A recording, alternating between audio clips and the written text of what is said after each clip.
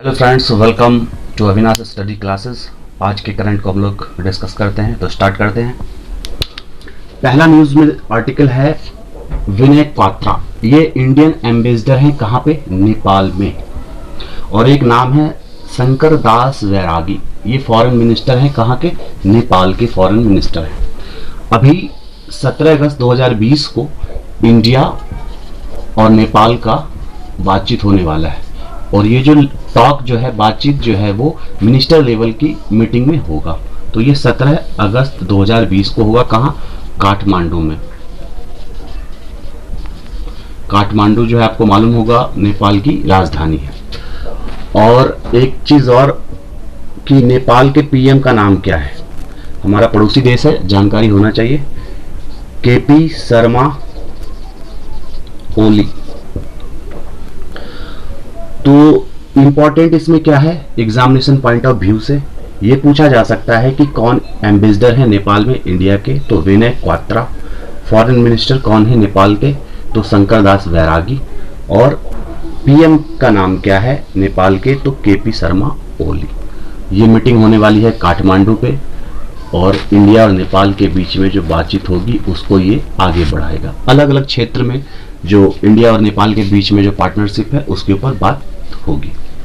Second,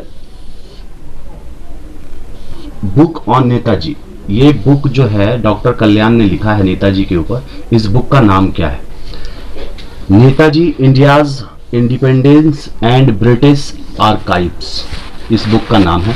और इसको कल vice president M Venkaiah Naidu ने इसको लॉन्च किया था। तो ये इंपॉर्टेंट बुक है। इसका नाम क्या है? India's independence and British archives. और इसको लिखा किसने है? डॉक्टर कल्याण कुमार ने। ठीक है, तो ये इंपॉर्टेंट न्यूज है।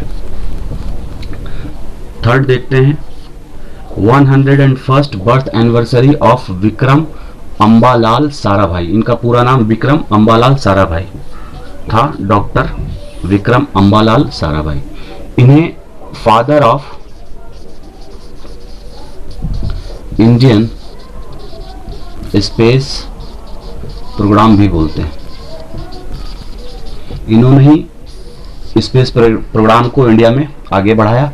और ISRO, Indian space research organisation, इसकी भी स्थापना इन्हीं के टाइम में हुई थी। ठीक है, तो इनका बहुत बड़ा योगदान है इसको सेटअप करने में, इसरो को।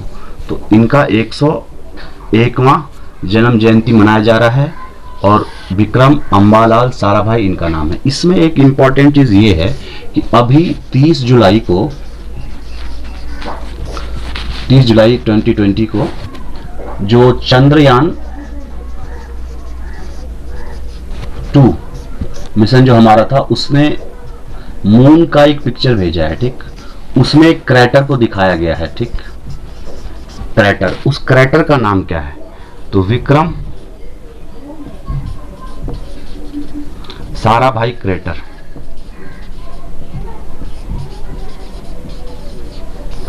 क्रेटर बोलते हैं किस चीज को? जो मून में के ऊपर, जो उसके सरफेस के ऊपर जो गड्ढा नुमा बना होता है, उसको बोलते हैं हम लोग क्रेटर।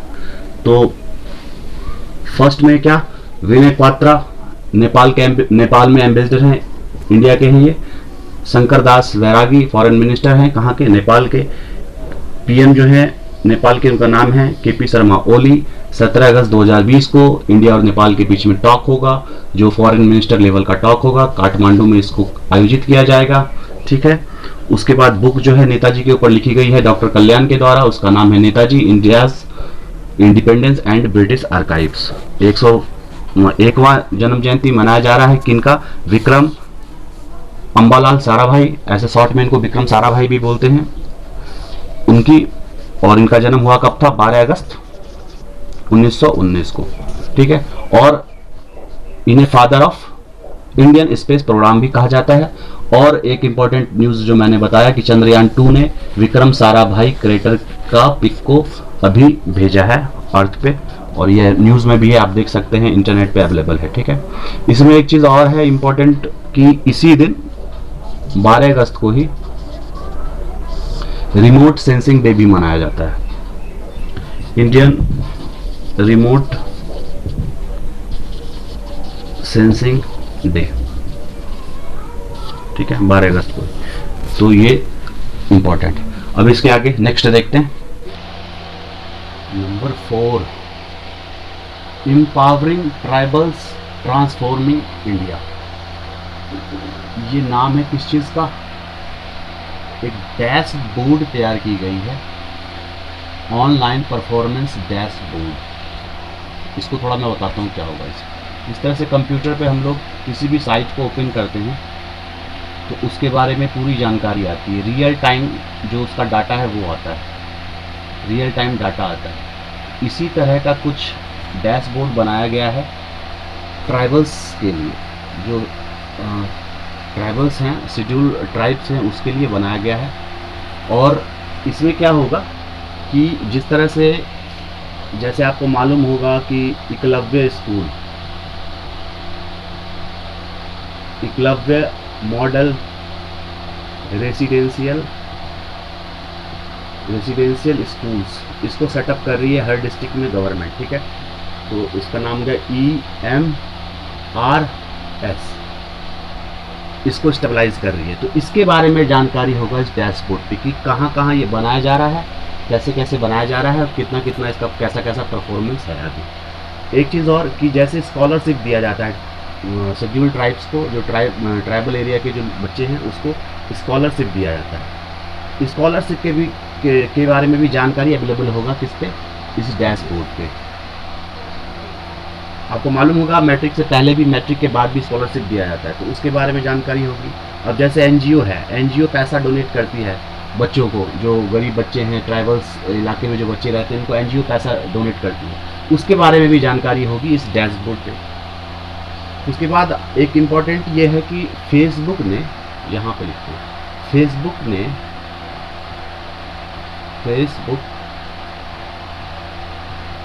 ने मिनिस्ट्री ऑफ ट्राइबल अफेयर, इसके मिनिस्टर कौन है? अर्जुन मुंडा। तो मिनिस्ट्री ऑफ ट्राइबल अफेयर के द्वारा मिलकर उसके साथ फेसबुक ने एक प्लेटफॉर्म लॉन्च किया है, उसका नाम है गोल, GOAL, गोल। गोल का मतलब है गोइंग ऑनलाइन एज लीडर। ये एग्जाम में पूछा जा सकता है कि गोल जो इनिशिएटिव है किसका है, तो ये है मिनिस्ट्री ऑफ ट्राइबल अफेयर और फेसबुक का ज्वाइंट इनिशिएटिव है गोल। किसके लिए है? तो ट्राइबल्स के लिए, कि ट्राइबल्स जो है वो डिजिटल इंडिया के जो इनिशिएटिव भारत सरकार जो चला रही है उसके तहत वो एम्पावर हो सकें और उन्हें डिजिटल इंडिया के तहत जो है ज़्यादा से ज़्यादा उनको टेक्नोलॉजी के बारे में, यानी कि जो टेक्नोलॉजी से रिलेटेड चीज़ें हैं उसके बारे में ज़्यादा से ज़्यादा जानकारी हो, तो उसके लिए जो है फेसबुक ने लॉन्च किया है गोल, ठीक है। तो अब एग्जाम में क्वेश्चन कैसे पूछ सकता है कि एम्पावरिंग ट्राइबल्स ट्रांसफॉर्मिंग इंडिया, ये डैशबोर्ड तैयार की गई है किसके द्वारा? तो उसका नाम है, संस्था का नाम है, जैसे मिनिस्ट्री ऑफ ट्राइबल अफेयर तो तैयार करेगी नहीं, तो कोई संस्था होनी चाहिए, तो एक नाम है CEDA और प्लस NIC। CADA का मतलब हुआ centre of excellence data analytics और NIC का मतलब हुआ नेशनल इंफॉर्मेटिक्स सेंटर, ये नई दिल्ली में है, नेशनल इंफॉर्मेटिक्स सेंटर। तो ये दोनों ने मिलके इसको तैयार किया है डैशबोर्ड को, और डैशबोर्ड पे जो है जो भी ट्राइबल से रिलेटेड जानकारी है, जो भी स्कीम है भारत सरकार की, वो सारे चीज़ को इस पे डिस्प्ले किया जाएगा। इससे होगा क्या कि सिस्टम के अंदर जो है ट्रांसपेरेंसी आएगी, इफिशियंसी आएगी, लोग ऑनलाइन रियल टाइम जान पाएंगे कि जो ट्राइबल से रिलेटेड जो भी प्रोग्राम चलाए जा रहे हैं उसका क्या इम्प्लीमेंटेशन हो रहा है, कैसे वो आगे बढ़ रहा है, कहाँ पे प्रोजेक्ट रुका है, इन चीज़ों के बारे में जानकारी मिल पाएगी इससे। उसके बाद एक कोविड-19 के ऊपर एक न्यूज़ है, मुझे लगता है कि वो एग्ज़ाम में पूछा जा सकता है। अभी जो है ministry of health and family welfare, सीधा सीधा हम लोग बोल सकते हैं स्वास्थ्य मंत्रालय, इसने अभी एक डाटा रिलीज किया है कि 3.04 करोड़ N95 मास्क का वितरण किया है भारत सरकार ने अलग अलग राज्यों में, और 1.28 करोड़ PPE किट का भी वितरण हुआ है, किट्स का वितरण हुआ है, और 10.48 करोड़ HCQ इसका वितरण हुआ है। ये बताता हूँ मैं क्या है। पहला तो जो 3 करोड़ से ऊपर जो N95 मास्क का डिस्ट्रीब्यूशन हुआ है स्टेट में, तो इससे क्वेश्चन कैसे पूछा जा सकता है? पूछ सकता है कि N95 में जो N है उसका क्या मतलब है? इसका कोई भी मतलब नहीं है, लेकिन जो इसमें 95 है उसका मतलब है, 95 का मतलब है 95%। जो इन्वायरमेंट में जो डस्ट हैं, पार्टिकुलेट मैटर हैं, उसको ये 95% तक फिल्टर करता है, फिल्टर कर सकता है, ठीक है। तो इसीलिए इसका नाम है N95 मास्क, या इसको बोलते हैं N95 रेस्पायरेटर, रेस्पायरेटर भी बोलते हैं।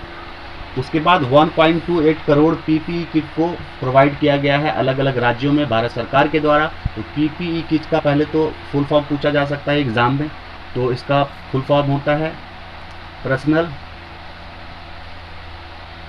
Protective equipment kit.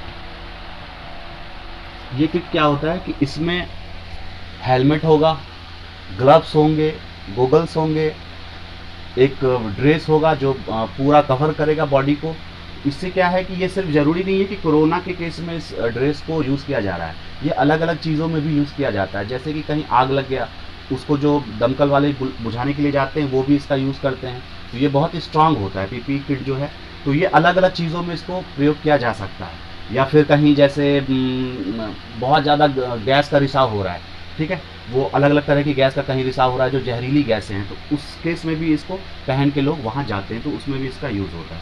कोरोना के केस में भी यूज़ किया जा रहा है पूरा वर्ल्ड वाइड, इंडिया में भी इसका यूज़ हो रहा है। तो इंडिया में 1.28 करोड़ जो है इसका प्रोडक्शन हुआ है और अलग अलग स्टेट को वो बांटा गया है।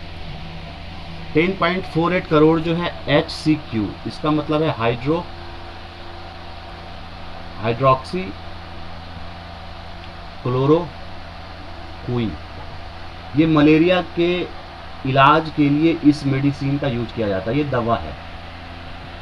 मेडिसिन में इलाज जो मेडिसिन है ये मलेरिया के केस में दिया जाता है, तो इसका भी यूज़ किया जा रहा है इंडिया में ये कोविड-19 से फाइट करने में और कोरोना से फाइट करने में ये बहुत ही कारगर सिद्ध हो रहा है। तो सरकार इसे मुहैया करवा रही है और ये दिया जा रहा है। तो 10 करोड़ से ऊपर जो है भारत सरकार ने अवेलेबल करवाया है हाइड्रोक्सी क्लोरोक्विन। एग्जाम में क्वेश्चन भी पूछा जा सकता है कि इसका फुल फॉर्म क्या है या फिर ये किस डिजीज़ में दी जाती है, तो इससे क्वेश्चन आ सकता है। तो 3 चीज़ हो गया इसमें। 3 करोड़ से ऊपर भारत सरकार ने N95 मास्क का वितरण किया है, या मास्क जो है N95 उसी को बोलते हैं N95 रेस्पायरेटर। 95 जो है इसका मतलब है कि 95% ये फिल्टर करता है एयरबोर्न जो भी पार्टिकुलेट मैटर हैं उसको। और 1.28 करोड़ जो है पीपीई किट जो है वो पर्सनल प्रोटेक्टिव इक्विपमेंट किट का भी वितरण किया है भारत सरकार ने। 10 करोड़ से ऊपर HCQ हाइड्रोक्सी क्लोरोक्विन मेडिसिन का भी डिस्ट्रीब्यूशन किया गया है भारत सरकार के द्वारा। अब इसमें देखते हैं ये मलेरिया, तो अभी बात हो ही रही थी, यहाँ पे ये मेडिसिन दिया जाता है मलेरिया के केस में। तो मलेरिया जो है वो कैसे होता है? तो मलेरिया एक प्रोटोजोआ पैरासाइट है, उसका नाम है प्लाज्मोडियम। ये ध्यान दीजिएगा, एग्जाम में बार बार पूछा जाता है। तो उसका नाम है प्लाज्मोडियम। तो मलेरिया जो है वो होता है इससे, प्लाज्मोडियम से। लेकिन इसका ट्रांसमिशन कैसे होता है आदमी में? तो वो होता है फीमेल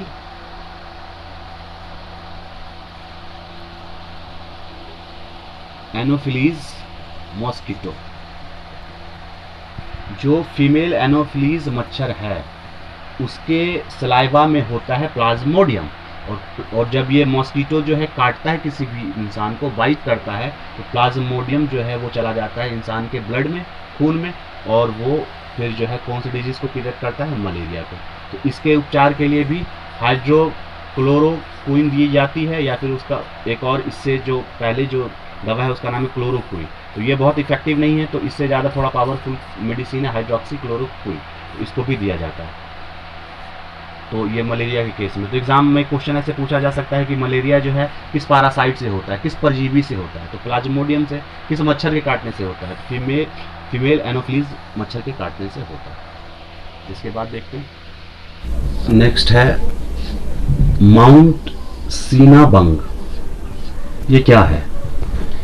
ये north Sumatra island of Indonesia के अंदर है, वॉल्केनो, ये अभी इरप्ट हुआ है तो न्यूज में था। इससे डायरेक्ट क्वेश्चन पूछा जाएगा कि माउंट सीना बंग किस कंट्री में है, तो इंडोनेशिया में। आइलैंड किस आइलैंड पे है, तो सुमात्रा, नॉर्थ सुमात्रा आइलैंड पे है। ठीक, और ये दोबारा से अभी इरप्ट हुआ है, इसीलिए न्यूज में है, तो बहुत ही इंपॉर्टेंट है ये। इससे क्वेश्चन डायरेक्ट पूछा जा सकता है कि सीना बंग किस कंट्री में है, जो अभी हाल के दिनों में इरप्ट हुआ था, तो इंडोनेशिया में। और नॉर्थ सुमात्रा आइलैंड है इंडोनेशिया में, वहीं पे इसका लोकेशन है सीना बंग का। नेक्स्ट है सुरक्षा पोर्टल। कल एलिफेंट डे था 12 अगस्त को, तो इन्वायरमेंट जो मिनिस्टर हैं, मिनिस्टर उनका क्या नाम है, प्रकाश जावड़ेकर। प्रकाश जावड़ेकर, तो प्रकाश जावड़ेकर ने इस पोर्टल को लॉन्च किया है, सुरक्षा पोर्टल। इसमें होगा क्या, ह्यूमन एलिफेंट कन्फ्लिक्ट को मॉनिटर किया जाएगा। रियल टाइम डाटा इसके अंदर होगा, किसका, एलिफेंट का। ट्रेस किया जा सकेगा कि कहाँ से कहाँ एलिफेंट जा रहे हैं। अब जैसे जो ज़्यादा ह्यूमन इलाका है, जहाँ लोग ज़्यादा रहते हैं, उस इलाका में अगर एलिफेंट जा रहा है तो उसको पता चल जाएगा इस पोर्टल से कि अच्छा उस इलाके में एलिफेंट है, उस इलाके में ज़्यादा एलिफेंट है, वहाँ कम है, तो उसको फिर कंट्रोल किया जा सकता है। तो इससे जो है ह्यूमन और एलिफेंट का जो कन्फ्लिक्ट है उसको कम किया जा सकता है। सुरक्षा पोर्टल 12 अगस्त कल एलिफेंट डे था, तो उस पर इसको लॉन्च किया गया। एक चीज़ और कि इंडिया में प्रोजेक्ट एलिफेंट चलाया जा रहा है। कब से, 1992 से, 1992 से चल रहा है इंडिया में प्रोजेक्ट एलिफेंट। क्यों, क्योंकि एलिफेंट को प्रोटेक्ट करने के लिए। तो क्वेश्चन सीधा सीधा एग्जाम में पूछा जा सकता है कि प्रोजेक्ट एलिफेंट इंडिया में कब से चलाया जा रहा है, तो 1992 से।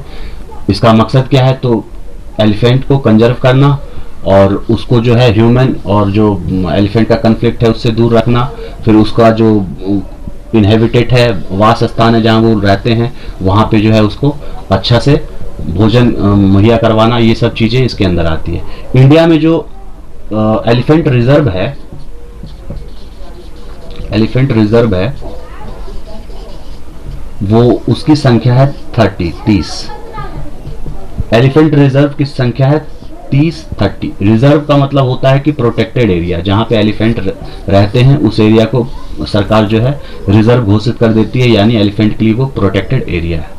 तो हम लोगों ने पिछले वीडियो में एक चीज डिस्कस भी किया था कि एशियाटिक एलिफेंट, इसका 60% जो एलिफेंट है एशियाटिक एलिफेंट, वो इंडिया में ही रहते हैं। फिर 2017 में हाथियों के ऊपर जनगणना हुई थी, तो पता चला कि इंडिया में कितने हाथी हैं, 29,964। ये 2017 का जो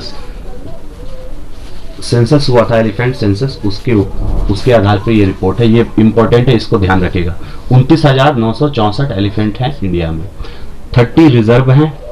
प्रोजेक्ट एलिफेंट शुरू किया गया था 1992 में कंजर्वेशन के लिए एलिफेंट के, और कल जो है सुरक्षा पोर्टल लॉन्च किया गया है 12 अगस्त को एलिफेंट डे के ऊपर। एनवायरनमेंट मिनिस्टर प्रकाश जावड़ेकर ने इसको लॉन्च किया है। ये ह्यूमन और एलिफेंट के कन्फ्लिक्ट के रियल टाइम को शो करेगा और पता चलेगा उससे कि कहाँ कहाँ पे एलिफेंट रह रहे हैं, ठीक है, किधर किधर उनका मूवमेंट हो रहा है। और ये बताया मैंने कि 2017 के जो जनगणना हुआ था हाथी का, तो 29,964 हाथी इंडिया में अभी हैं। तो राष्ट्रपति ने, उपराष्ट्रपति ने बहुत जोर दिया है और प्रधानमंत्री ने भी कि हाथी मेरे साथी। तो हाथी का आप ख्याल रखें और उसको जो है कंजर्व करें, क्योंकि हाथी जो है वो इंडेंजर्ड कैटेगरी में है, इंडेंजर्ड कैटेगरी में है एशियाटिक एलिफेंट जो है ये। और जो अफ्रीकन एलिफेंट है वो वल्नरेबल कैटेगरी में है। तो इसके ऊपर भी हम लोग एक वीडियो बनाएंगे, तो उस पर हम लोग डिटेल से फिर चर्चा करेंगे। फिर है फ्लड का सिचुएशन आपको पता ही है, असम में, बिहार में, केरला में, कर्नाटका में, थोड़ा सा इलाका तमिलनाडु का भी है, वहाँ पे भी जो है फ्लड का सिचुएशन बहुत ही घातक है। तो इसमें एक बराबर न्यूज में आ रहा था कि मुल्ला पेरियार डैम, ये क्वेश्चन पूछ लेता है कभी कभी कि किस स्टेट में है, तो ये है केरला में। इसके बारे में एक इंटरेस्टिंग फैक्ट ये है कि जो मुल्ला पेरियार डैम है, तो मुलाया रिवर है, मुलाया रिवर और पेरियार रिवर, इसके संगम के पास इसको बनाया गया है मुल्ला पेरियार डैम को। लेकिन ये केरला में होने के बावजूद भी इसका जो एडमिनिस्ट्रेशन कंट्रोल है, जो इसको रेगुलेटिंग करता है, मैनेज करता है, वो कौन सा स्टेट करता है? तमिलनाडु। तमिलनाडु को केरला ने इसको लीज पे दिया हुआ है। कितने सालों के लिए? तो तकरीबन 999 सालों के लिए इसको लीज पे दिया हुआ है केरला को, ठीक है। तो ये इंपॉर्टेंट है। मुल्ला पेरियार डैम कहाँ पे है? केरला में, लेकिन इसको मैनेज कौन करता है? तमिलनाडु। और किस रिवर के पास है? तो मुलाया रिवर और पेरियार रिवर, ठीक है। थैंक यू वेरी मच, मिलते हैं।